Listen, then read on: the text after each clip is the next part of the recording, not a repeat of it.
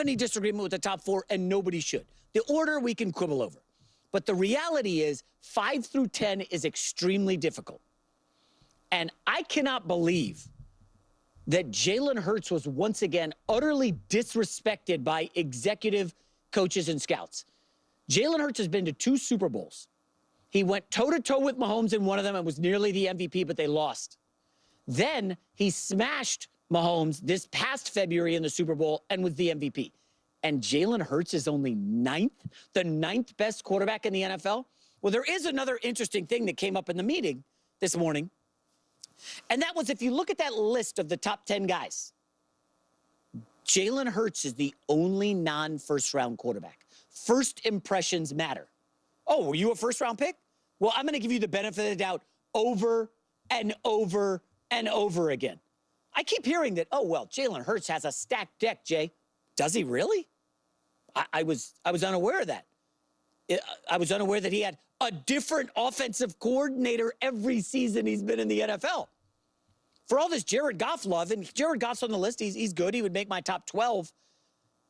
Jared Goff came into the league, got Jeff Fisher, was totally terrible, and then gets gifted Sean McVay, one of the sharpest offensive minds of this generation. And then he goes to Ben Johnson, one of the most coveted offensive coordinators in the last 10 years. And Jared Goff is better than Jalen Hurts. Oh, Jared Goff was the #1 overall pick. That's right. First impressions matter. Now, we did have a spirited chat because I'm very bullish on Hurts. I have him unequivocally #5. These executive coaches and scouts have Jaden Daniels at 5, and that's fine. Jaden Daniels was amazing last year. Let's see the numbers on Jalen Hurts from the pocket, because this is the big knock on Jalen Hurts. He doesn't win from the pocket. Oh, really? Well, I have actual data that flies in the face of the idea that Hurts doesn't win from the pocket. He was 2nd in completion percentage. And it's not a check down Charlie situation, because as you see here, he was 3rd in yards per attempt, 8.5. He was 5th in passer rating, 14 touchdowns from the pocket. We say, Jay, okay, he had one good year. Well, I'll remind you, Jaden Daniels had one good year. It was the greatest rookie year ever. But, oh, we've got 3 years of data from Jalen Hurts in the pocket. Guys, wouldn't you know it? He's been hella consistent. 72%, 71, 74. Passer rating, really, really good. Yards per attempt, no check down. Now, 23 was a little bit of a pullback. Another offensive coordinator, that one didn't work out. That was, remember, they elevated a quarterback coach. I don't even know if that guy's still in the league. And Jalen Hurts now is winning from the pocket for 3 straight years. Folks, if you don't have him 5, how on earth can you have guys like Jared Goff ahead of him? Well, here's the idea. Because the idea of what a quarterback is has changed dramatically over the last 30 or 40 years. These executives, remember, these are the same executives who wanted Lamar Jackson to pivot from quarterback to wide receiver. Yeah, that's a thing. That was a real thing. Look it up. Okay? These executives had an idea of what a quarterback was for 30 or 40 years. I need me a 6'3", statuesque pocket passer. That's what they wanted. They wanted the Jeff Georges of the world. They wanted Drew Bledsoe. Guys who were quarterbacks who were fantastic. But somewhere along the line, youth football coaches realized, I don't have a big pocket passer. Let me just put my best athlete at quarterback. And he's going to run around and make plays. He can win from the pocket, but he can also win with his legs on 3rd down. And that became then a thing from not just youth football to college football. And then it kind of started to translate into the pros with guys like Mike Vick and Cam Newton, who were essentially the first iteration of running quarterbacks. Steve Young was mobile. I wouldn't call him a runner. Great running quarterback, but more mobile. He won from the pocket first. So Vick and Cam Newton were kind of inconsistent from the pocket. But now the next generation of guys, Jaden Daniels, Jalen Hurts, these are quarterbacks. Listen, let's be real. Lamar Jackson. These are quarterbacks. Josh Allen, who was a runner. Remember, he was like barely 60% completion from the pocket. In college, he's now turned into, he can beat you with his legs and his arm. So the idea of a quarterback has totally changed. And I think a lot of these evaluators just don't get it. Okay. Well, and that's what I want to talk about. There's a lot that I want to talk about here for this, honestly. And I'm going to be making a couple clips around this because when I was trying to find clips, I saw J Mac. He was interviewing someone, and he said something about how do you define someone being a great quarterback, and it's from the pocket. And I really want to unpack that so much more. But J Mac did touch a little bit about this. The thing that I really want to point out is it's really funny because this is by execs and coaches and scouts or whatever, and it's just like, oh, you mean by the people who consistently can't build great teams? Like you mean the people who consistently get out coached in games, the people who have a ton of busts in their draft, like who make bad trades, who can't get contracts done. I mean, like that's actually really funny. It's I was thinking about this because before I realized that everybody was going to be making clips around this conversation, in my head I was already thinking like, how do I feel about all of this? And what I was thinking about was, do I really care about the coaching staff and the execs, what their opinions are for the Jacksonville Jaguars, the Cincinnati Bengals, the Cleveland Browns, I mean the New York Giants? How did they evaluate Saquon Barkley? Did they think Saquon Barkley was good? How about Daniel Jones? You know what I'm saying? Like, you know who I care about? How do the franchise, we'll just call them franchise now, we'll have a catch-all, right? Owners, coaches, GM, scouts, just the franchise itself, the organization itself. I care about how the Eagles feel and how the Chiefs feel, actually. I care more about that. The two best run teams in the NFL since 2017. And quite frankly, I made a video like months ago about this. I understand that the Chiefs have achieved more. The Philadelphia Eagles are a better run team because they actually won multiple Super Bowls with multiple quarterbacks and coaches. So they're a better run team. They're not just having one coach quarterback combination. They're not relying on just really milking one coach, one quarterback, one coordinator. The Eagles are cycling through a lot. Now, the Chiefs are an incredibly well-run franchise, so I'm not knocking the Chiefs. But I'd make the argument that the Eagles are a better run franchise, considering what they've done, considering that for the last 25 years, they have the second most playoff wins. But that's what I care more about. I care more about how do people feel about, how do the Chiefs feel? How do the Eagles feel? How do the Rams feel? I would have said the 49ers, but like 49ers are in a position where I'm like, you got to show me more. You had a great run from like 2018 to 2023, dealt with some injuries, dealt with some ups and downs. I believe in them as a franchise, believe in Shanahan and whatnot, but it's like, prove to me you can continue this trend. Prove to me. Get to the Super Bowl and win the Super Bowl. Like, what big devastating move do you make? Because you haven't done it yet. So let me see what you got. I care a little bit about how the Ravens feel to a degree. Care about how if I said the Rams, if I didn't say the Rams. But it's just like I care about how the Houston Texans franchise feels about who's the best quarterback. No. The Indianapolis Colts? No. Not at all. Literally do not care. Do not care. I mean, I'm always fascinated to have conversations and to, learn as much as I can. But at the same time, it's like there's a lot of teams that are very poorly run. Year after year after year after year. And I think when you see someone, like you see that Hard Knocks with the New York Giants, and it is fascinating. Running a football team is so fascinating because you have absolute bona fide experts. And in some situations, the worst team, who whether they're coached or they're scouting or they're GM, whatever it is, can still be elite and can still be incredibly knowledgeable. It's like the people in basketball. There's that movement of people that really believe that these average Joes or guys that played in like high school or college can beat like pros who were like not great, right? Who were not special. And it's like, they're still so much better than you, and it's not even close. The guy who's on the bench who gets like 1 minute every 10 games is so much better than you could ever imagine. But there's like that movement because so many more people play like pickup basketball and whatnot. You can't really play pickup football as easy as you can. So there's a lot of people who just think like, I can ball, I can knock down threes in the corner, and it's like, okay, sure you can, bud. It's just different, and so you get a different level of like confidence, I think, and that can happen in football as well. That like, even though you're bad, like people do that even in football where they're like, Dan Orlovsky doesn't know what he's talking about. What did he ever do? And it's like, what did Andy Reid do in the NFL as a player? What did Sean McVay do? What did Nick Sirianni do? What did these guys do? What did Kellen Moore do in the NFL relative to the Mahomeses of the world, the Jalen Hurtses of the world? So it's just like, expertise can come from all different directions, but it's also lacking a lot. Okay? A lot, and you can see it.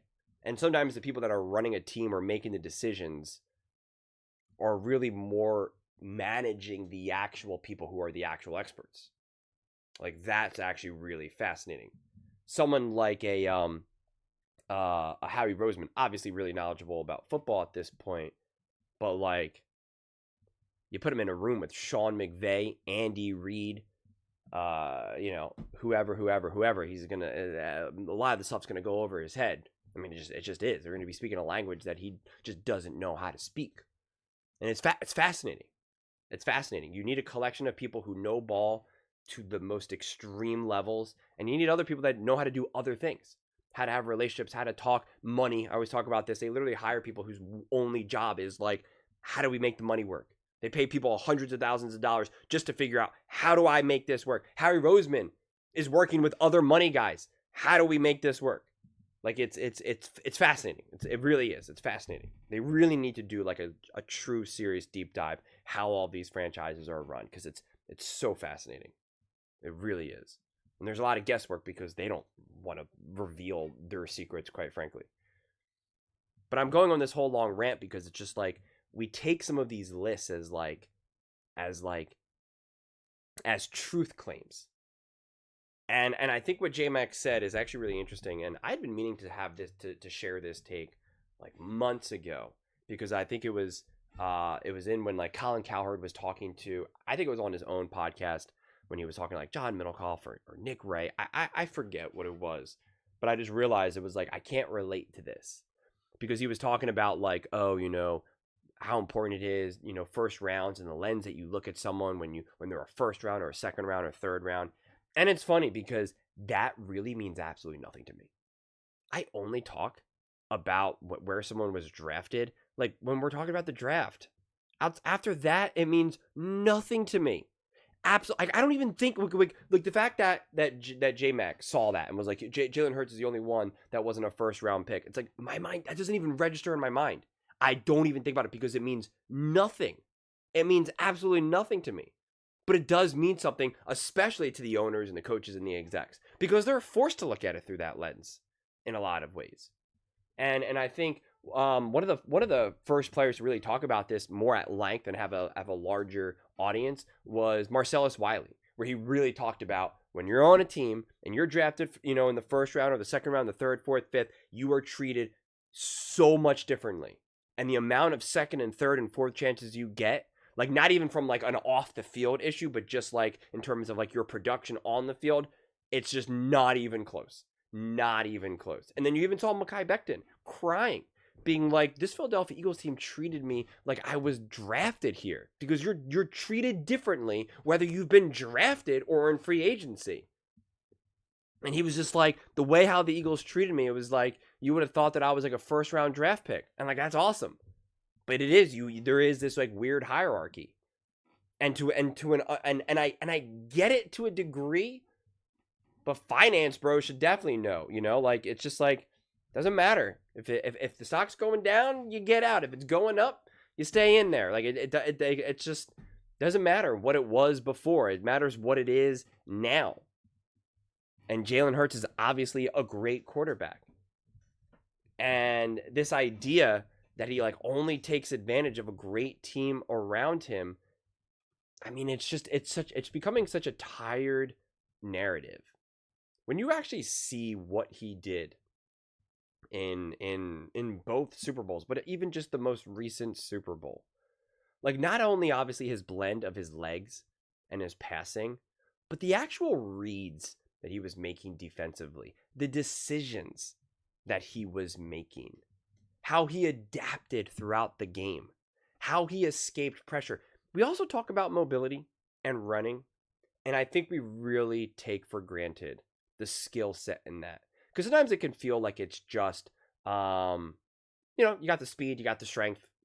Can you get by someone? And I get it, because that's what it looks like a lot of times. And sometimes that is what it is. The pocket collapses in an instance, and it's like, oh my God, what do we do here? Like, how do we get out of this, right? And it's like, and if you're really fast, then you'll find a way out of it, right? If you're really strong, you can take a little bit of contact and still try to make a play, and that becomes pretty binary.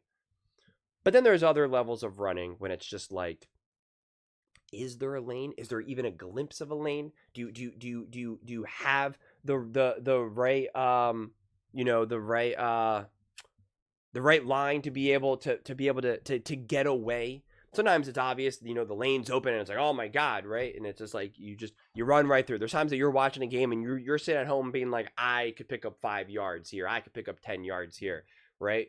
But there really is such a nuance where you can sometimes really see just it just break ever so slightly.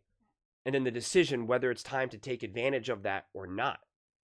And, there was a moment in the game where Dallas Goedert was open, and it would have been, I shouldn't say open, it would have been a tight contested throw in the Super Bowl where Dallas Goedert would have had like a 5-yard pickup, 6-yard pickup, maybe, because it would have been a tough catch and throw. More of a tough catch than anything. But Jalen Hurts had a little bit of space to run, and he turned it into a 16-yard pickup and a 16-yard first down in a crucial moment in the game that just devastates defenses. If it was another quarterback, they're most likely throwing that ball for 5 yards. But Jalen Hurts uses his legs and picks up. In some ways, sometimes we think that when a quarterback uses his legs to get a big gain, it almost feels like cheap or like not as impressive. And it's like, well, what's more impressive? Throwing 5 yards and now getting another completion percent, another tick up in the completion percentage book or whatnot, or getting like a 15-16 yard pickup for a first down. Like sometimes the running lanes feel like, well, of course, as long as you're just fast enough, like you'll be able to do. Like Tom Brady can't do it because he's not fast enough, and it's like, well, Tom Brady also lacked the ability to be able to analyze that. Now, maybe if he was a running quarterback, he would have grown into that. But Jalen Hurts has that, and we shouldn't fault him for that. Jalen Hurts is not the fastest, strongest, and I mean, I know he's obviously wildly strong, but he can't take a hit like a Josh Allen can. I mean, Josh Allen just physically is just, he can barrel through a lineman a lot easier than a Jalen Hurts can. So Jalen Hurts is not technically the biggest and strongest player out there, and yet he still consistently finds a way to play like he is. And we want to act like that's not impressive. We want to take that away from him. I just love how people want to take away his running ability. And then also, because he's a mobile running quarterback, we then try to pretend like he also can't throw the ball, which obviously you can see here. And then we want to pretend like he only can throw the ball because of the weapons around him. Did you see him making huge throws in the Super Bowl? Not named A.J. Brown, Devontae, or Dallas Goedert. Do you guys remember that? Do you remember the throws that he made to the wide receiver that the Commanders are like, just take him, we don't want him? I remember that. Do you remember Jalen Hurts making something out of nothing in 21 when his number one weapon was a rookie wide receiver in Devontae? I remember that. Do you remember everyone talking about that Patrick Mahomes was only good because of Travis Kelce and Tyreek Hill and Andy Reid? I don't remember that. I don't remember that ever being the conversation. I remember it being the conversation every single day and night about Jalen Hurts. And that's weird. I don't know why that is.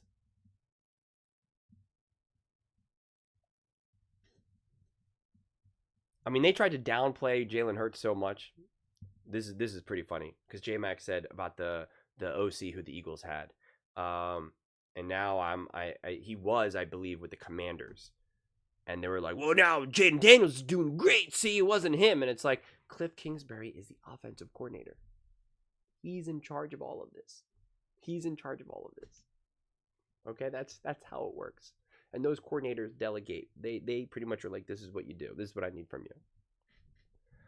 We just always love to twist things. People trying to act like the coordinators for the Kansas City Chiefs matter for offense. Like it's not Andy Reid out there. Patrick Mahomes had multiple coordinators. Oh, yeah, okay, sure he has. Okay, right. Whatever you say. I mean, the things that people make up are crazy. And it is interesting. I guess I didn't realize that I was on the ground floor to a degree of the mobility quarterback movement. Whereas, like, I played with people who I was better decision maker, better thrower, but a little bit smaller and not as athletic. I'm definitely athletic, but when I think of someone who I played with who became quarterback, he was clearly the most athletic and physically gifted player on the field. The team wasn't good. And you can make the argument that they would have been better with me throwing the ball to him because then I would have been able to get him the ball in space, whatever it may be. But because of the way how football is played, it's just like we just need the ball in the hands of essentially like the most athletic player who can run, who can jump, who can, take contact, who can throw, who can dance, who can just do it all. We want the ball in his hands as much as possible. If I were you really want to know how some of this stuff is played, you got to find like bad high school teams play. Seriously, like that's how you see when you watch like a bad high school. For some of you guys that maybe are in areas where like the high school quality is really good, but when you watch like bad teams, you see they just got to find the best athletes, and they're just like, we got to get the ball in their hands as much as possible, and we got to just make do with everything else because the talent is incredibly limited relative to obviously what we see in college and the NFL. And and how limited the offenses especially are, how they're run. I mean, like it's kind of crazy. But someone like Jalen Hurts still just gets tossed to the side. And listen, I get it to a degree because he's a great passer, but he's not an elite passer. Joe Burrow is a better thrower than Jalen Hurts. Matthew Stafford is a better passer than Jalen Hurts. Those are true statements, and it's okay. It's okay. I plead with Jalen Hurts fans, don't be Lamar Jackson fans. Lamar Jackson fans just can't take if you say that about him. Okay? So it's like, it's okay to admit that you're not perfect or flawless. It doesn't mean that you're bad at it. Doesn't mean that you're not good at it. Doesn't mean that it's a liability for you. But it's not what makes you special. And what makes Jalen Hurts special is really the combination of everything. Not more of some of these more singular traits.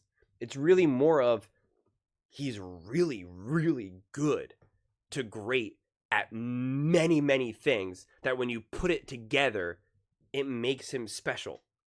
And really, his ultimate special talent is his ability to play huge in big games.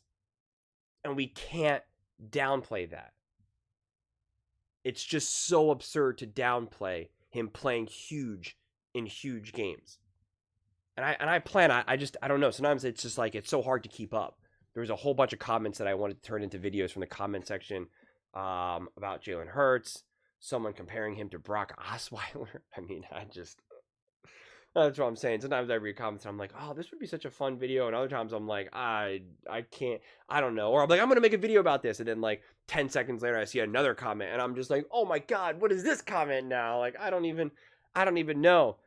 Someone said recently, that Jalen Hurts looked lost and confused in the, many times in the playoffs. And it's just like, they want to talk about, he only threw for X amount of yards against the Packers and the Rams. And it's just like, I feel like it's a conversation that I've had so many times, but I'll be honest, like, I don't even necessarily hate, sometimes I'm like, oh my God, I can't do this anymore. And other times I'm like, bring it on, man. Bring it on. Like let's get after it. But yeah, I don't really know. It's so crazy. Jalen Hurts, if he won another Super Bowl the exact same way that he did this time around, it would not benefit his public perception as much as if he throws for 4,100 yards, 34 touchdowns, 10 interceptions, but they get knocked out in the wild card round. But they win 12 games, 13 games, but Jalen Hurts throws for 4,000 some yards, 34 touchdowns, 10 interceptions, a passer rating of, 110 or something, just above 100 really. And a completion percentage not in the 70s, 65%. But if he won the way how they won last year, they would say no. It's clearly his team. He's just with a great team. He doesn't have to do much. Like that's fascinating to me. That's fascinating to me. But those are just my thoughts. I'd absolutely love to hear yours. What do you guys all think about the Philadelphia Eagles and Jalen Hurts being ranked the 9th best quarterback by execs and coaches? Let me know in the comments below. I read every single comment. So whether you agree with me or disagree with me, either way, let's get in some discussions. Let's get in some fights. But ultimately, let's just have some fun. And please do consider subscribing. We're building an amazing community here, and I absolutely love to see you part of it. I want to build something that we all genuinely feel connected to. Something that we're really excited to be part of. I think we're all on our way to doing it. And please don't forget to give this video a thumbs up, as it really does help the visibility and the algorithm. Thank you so much. See you next time.